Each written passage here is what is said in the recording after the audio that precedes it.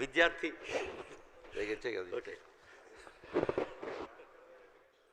ఈరోజు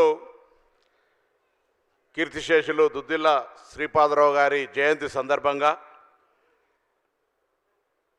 వారికి నివాళులర్పించడానికి చేసినటువంటి పెద్దలందరికీ, వేదిక మీద ఉన్నటువంటి శాసన మండలి చైర్మన్ గుత్తా సుఖేందర్ రెడ్డి గారికి, శాసన మండలి వైస్ చైర్మన్ బండా ప్రకాష్ గారికి,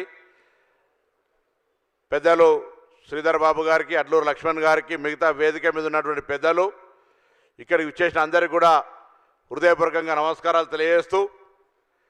శ్రీపాదరావు గారు కరీంనగర్ ఉమ్మడి జిల్లాకు సంబంధించే కాక రాష్ట్ర వ్యాప్తంగా వారొక చిరస్మరణీయుడిగా, పేద ప్రజలకు సంబంధించినటువంటి గొంతుకగా, గెలిచే వరకే ఎన్నికల వరకే రాజకీయాలని, దాని తదుపరి ప్రజా సంక్షేమము ప్రజా సమస్యలే లక్ష్యంగా ముందుకు పోయేటువంటి విధానంతో నడవడమే కాకుండా వారి పుత్రుడిగా శ్రీధర్ బాబు గారు కానీ, మేము ఆనాడు ఎన్ఎస్యూఐ నాయకుడిగా అనేక సందర్భాల్లో వారు కలిసి కాంగ్రెస్ పార్టీ కార్యక్రమాల్లో పాల్పంచుకునేటువంటి సందర్భంలో మరి మనం నేర్చుకున్నటువంటి అంశం ప్రజలకు సంబంధించినటువంటి అంశాలన్నీ కూడా ఎప్పటికప్పుడు వాళ్ళకు అందుబాటులో ఉండాలనేటువంటి మాటని సందర్భంగా వారి స్ఫూర్తిని వారు ఇచ్చినటువంటి ఒక మార్గదర్శకతని సందర్భంగా జ్ఞాపకం చేసుకుంటూ నాకు జ్ఞాపకం ఉంది. కార్ నెంబర్ అంబాసిడర్ 6384లో 6384 కారులో మంత్రి వాళ్ళందరూ కూడా నెంబర్ నోటి ఉంటుంది. ఎప్పటికి కూడా అనేక సందర్భాల్లో మంత్రి ప్రాంతానికి కానీ, కరీంనగర్ జిల్లా కేంద్రాన్ని, మా ఊరైన కరీంనగర్ జిల్లా కేంద్రానికి కానీ అనేక సందర్భాల్లో వివిధ కార్యక్రమాల్లో పాల్పంచుకునే సందర్భంలో మరి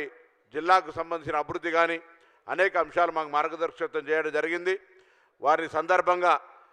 ఘనంగా నివాళులు అర్పిస్తూ వారు చూపెట్టిన మార్గంలో జిల్లాకు సంబంధించి ఇప్పుడు ప్రాతినిధ్యం వహిస్తున్న అందరం కూడా జిల్లా అభివృద్ధికి, రాష్ట్రంలో కాంగ్రెస్ పార్టీకి సంబంధించినటువంటి అధికారంలో ఉన్నా ప్రతిపక్షంలో ఉన్నా ఏ బాధ్యతలో ఉన్నా పార్టీ పటిష్టతకు క్రమశిక్షణతో పనిచేసేటువంటి ఒక విధానాన్ని నేర్చుకున్న సందర్భంలో వారికి ఈ సందర్భంగా మరొకసారి స్మరించుకుంటూ వారికి నివాళులు అర్పిస్తూ అందరికీ నమస్కారం చెప్తూ సెలవు తీసుకుంటా ఉన్నాను.